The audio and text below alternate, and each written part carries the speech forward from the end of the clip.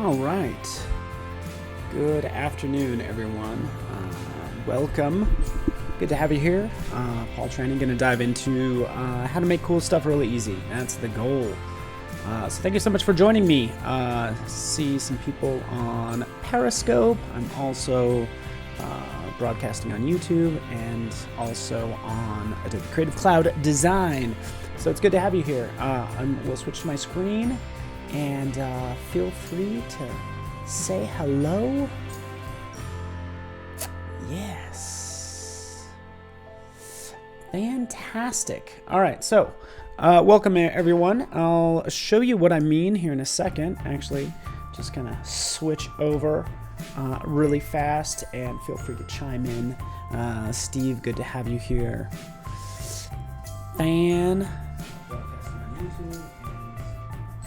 Fantastic. All right, let's switch over.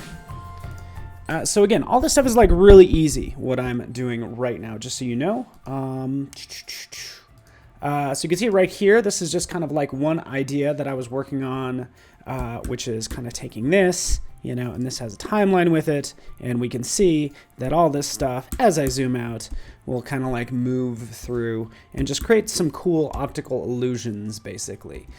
So Dana Pride, Dana's in the house. Dana, good to see you. Hello. So glad you're here. So that's kind of what I have going on, and I've done this before quite successfully. Seems like people liked this stream. Again, just doing easy stuff like this. As you can see, I'll just click play. We can see everything kind of move like so. Okay, so we'll kind of start at the top, if I dare, and actually I'm going to be using, starting with, say, this same image and some other assets. So, Froja, good to have you here.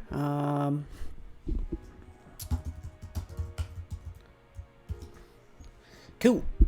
Valder as well. Okay, so I'm going to switch over. I'm going to start out in Illustrator, and again, we could even dive into After Effects if we want to.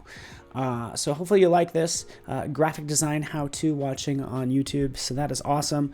First, in terms of how were those cubes created, I typically will use Illustrator. I'll go into Effect, and I'll do a 3D Extrude and Bevel. Right? Imad, hopefully that works for you. You're so kind. Thank you. Claire from the UK. Hey, I'm going to be flying to the UK this Saturday. So that's what's happening. Got some cool things coming up. So all I'm doing is making this perfectly isometric. I absolutely love this, by the way. Let me kind of like zoom in. There we go. You guys see that? I could do this drop down right up here at the top, isometric left or right, but that's how I get this isometric view, and I'll just preview this, and now I have that perfect isometric object. Yeah, I'm always flying somewhere. So true. So that's what I'll do, is I'll just make this cool shape. What I can do from there is I can always expand it. So maybe I will expand appearance. I'll take and ungroup this, and I'll just take the individual parts. Right, let's expand it some more or ungroup it some more. Right, I'll take these individual parts. Dana, how are you doing, Dana? I'll just paste this in as a shape layer, actually. There's one. Again, super easy to copy, paste. You get the idea how this all works. Don't worry, this is going to get, I think it's going to get pretty cool pretty fast. So here's my different parts that I can start to link together. As you see, boom, boom, boom. Oh, such a vibrant color. I could always change that since this is a shape layer. You can see how I can easily change that, kind of make one side darker, maybe make the top lighter like we do, kind of like that. There we go. There's our three shapes. Let's go ahead and stretch that out like that, right? You get the idea. Oh, good to hear you're doing great, Dana. And hello, Mike Priest. I'm going, I don't know where I'm going in the UK, to be honest with you. I haven't gotten the complete agenda. All I know is I'm supposed to be there. Hopefully, I work on a need-to-know basis, so hopefully everything's ironed out by the time I'm there. Because I need to tell the Uber driver somewhere. So here's the mountains. I'll duplicate the mountains right over here. We can see off to the side. Okay, so I'm going to take these mountains and I'm going to flip them. I can do a Command-T. All right, and then I'll right click, and if you do Command T for transform, you automatically get everything that you want. So it beats going up here up to edit, down to transform. That's too long, too far of a way. So I'm gonna flip vertical, boom, there it is. What do I do? Off to the side, I'm going to put these inverted mountains inside of this shape, this top cube. And just by holding on the Option key, I'm basically making a clipping mask. And we can see that's what I have going on there. So I'll just do that a couple more times. Boom. A couple other things I do as well, Claire. I'm going for business, actually. Going for work. Gonna go to London and Paris and Berlin for work. All right, so I'm going to take this. I'm going to flip it again, flip it vertical. Zoom. Here we have this other side, right? We're going to have some cool things happening. I'll just take this one. I'll duplicate it because it's already flipped. Boom, boom. Here's all my different parts, right? These shapes. So we could say top if we want to. We can say left. We could say right. And then I have my mountains. Jafet, genial means cool. My work is cool. Huh, oh, wow, imagine that. I know a little bit of Spanish. I want to show you something really fast. I'm going to go down to panel options. Okay, so you'll appreciate this, Dana. Afroja, thank you so much for being here. Levi as well. I typically turn this off because you notice how I was duplicating all these different layers. I don't like it when it says copy, quite frankly. It's like, I know it's a copy. It's the same thing. I get it. It's copy. So I usually turn this off because sometimes I'll have a copy of a copy of a copy. So it gets to be a little much. So I just turn that off, and now it's always just going to remain mountains, right? So that's what I do. Just a little shortcut there, clicking OK, and now I can move these different parts as well. There we are. We can have this darker, right? And we can move these out. 1, 2, 3, 4. 1, 2, 3, 4. Let's do this. Let me get into the timeline animation because I said what would be really cool is if this is animating, right? Maybe the background's moving. Maybe these different parts are moving inside. This is just begging for some cool movement. And that's what I'm going to do right now. Window. Go down to timeline. You guessed it. Boom. There it is. What are we going to do? Create a video timeline. Boom. There it is.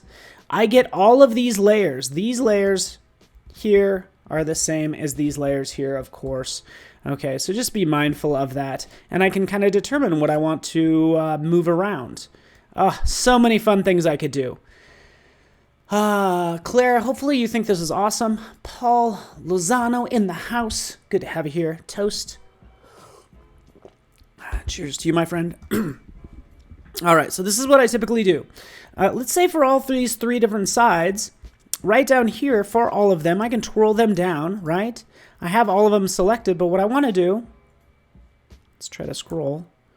Can I scroll? Nope. Flip that down. I usually do this. I say, hey, you know what? I want to create this looping animation. So I'll click right here on this stopwatch. Okay, so I'm going to go right over here. For left, clicking right there, adding a position. Let's scroll up to the top. For this one right here, let's, why is it? Okay, I get it. All right, so that's what I do. I make the first and last frames the same by clicking right here. These are my keyframes that I'm adding. So all I need to do is click right here.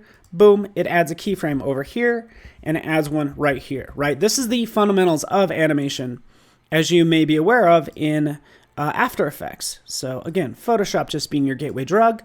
Starts and finishes, maybe I scroll down into the middle part, and then I can take this. Take this top piece and move it up like that, okay? Take this left piece, move it to the side. Take the right piece, move it this way. And now we have it.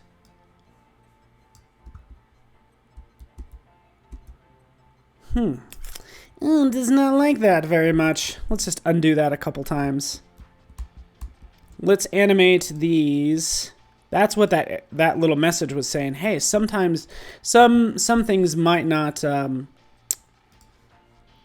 animate. So let me just try this really fast.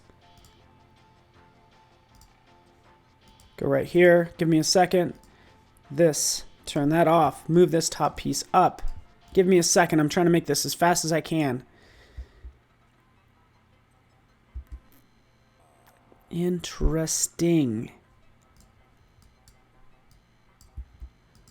Love it. Okay. So let's undo that. Let's bring that down here. Let's add this mask again. I'm going to actually animate these different parts right in here, like the mountains, for instance.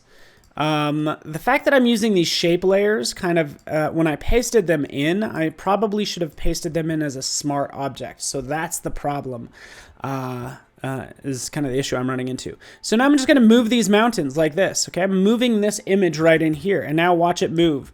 As I click the space bar, we can kind of see that move into place like this. If we want to, maybe clear down as deep as that. And then I'll do the same for these. Again, I can't animate those shape layers, and I'll have to investigate why in a second.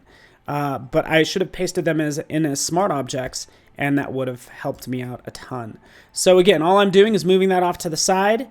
Since my first and last keyframes are the same, they're always going to kind of rest back where they need to go. All right, let's do it one more time with these mountains right here, adding position here, kind of moving that over, or down, whichever way I want to go with it.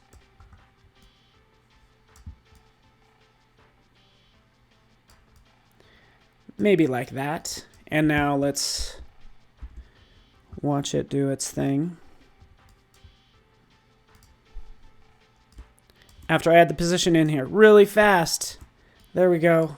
Move it over here maybe. Like that. Okay. Done and done. Let's hide this. Actually, maybe I'll show it a little bit, but I'm going to hit play, which might be kind of behind my head. I'll click play, and you can see that content kind of move. All right, we could do the same thing with the background. Bear with me. Again, just taking a static image and just making it more interesting. I did mention Instagram.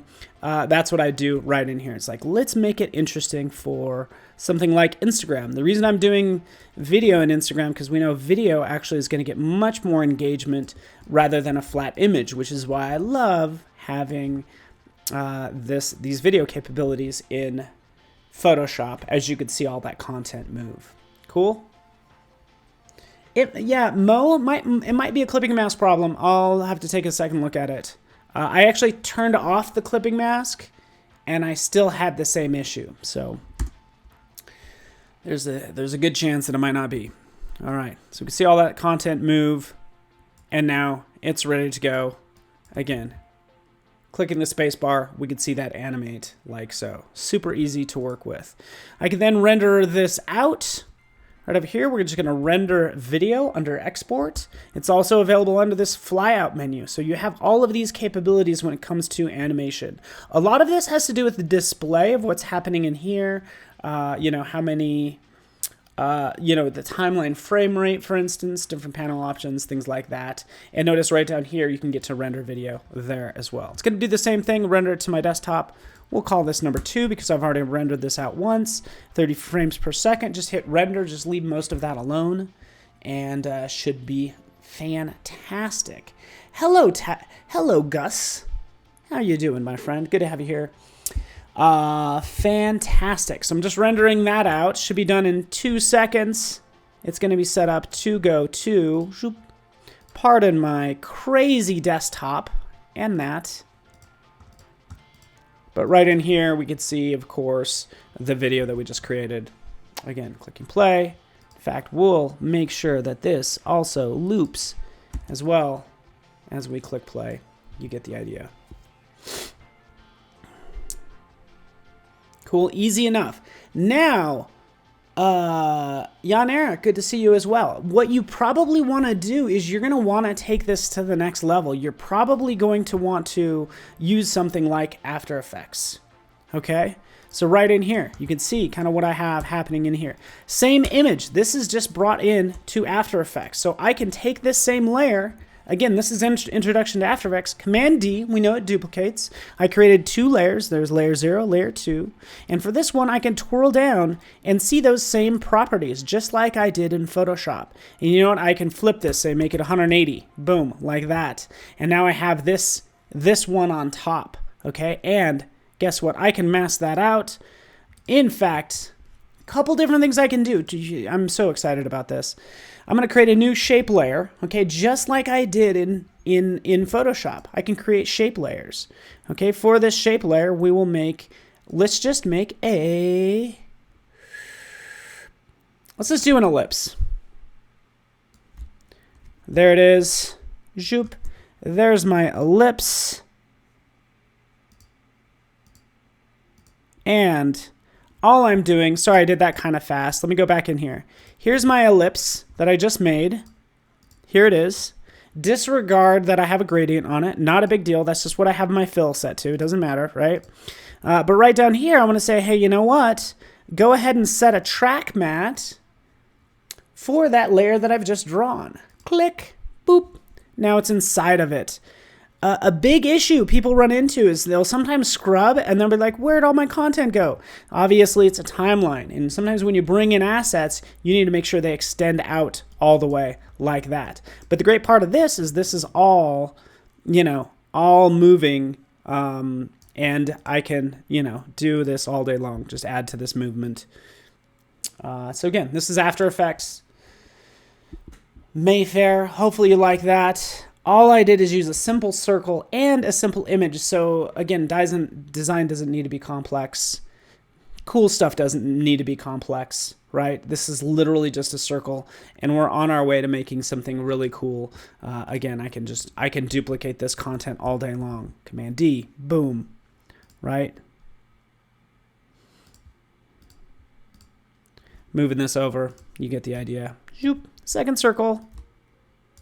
Similar to the first, and guess what? It's moving around as well, and I can change what's inside of it. So hopefully this was inspiring to you. In fact, let me grab this. Let's put it on top. There we are. Zoom in. And again, we have all this complexity happening right now, okay? Super easy to work with. My next step is to post to Instagram, like I mentioned earlier. For those of you who may or may not be aware, there's different ways to do this, but I've actually been using, or I will sometimes use Windowed, which will allow you to post to Instagram. Little Kyle T. Webster in the house, basically pretty easily. Just click right there and upload the content you want to upload, right? So that's what I do in this case, right?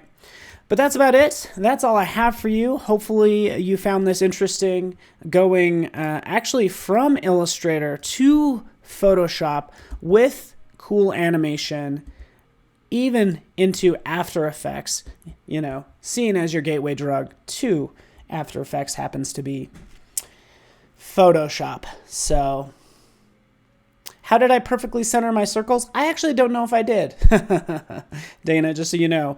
I typically hold down, I think it was when I drew it out, I just clicked on the center and I held down the Command key and Shift key. And that adds, that's what, that allows me to draw from the center constrained. Okay, so that's what's happening there. Now I got some really weird stuff happening. Almost looks like the Colorado State flag. All right, fantastic. Thank you, Gilad and Dominic and Afroja and Felix and Mo and Jan Eric and everyone. Really appreciate you hanging out with me on this fine Monday. We are back from our little week-long break, and so expect some more content coming your way. And follow me on Instagram, as you can see right up here. Boop. That's where I'm going to be posting that later, okay? Thanks so much for watching. Appreciate you guys. Yeah, make sure you floss. All right, everybody, drink lots of water. Thanks so much for watching. See ya.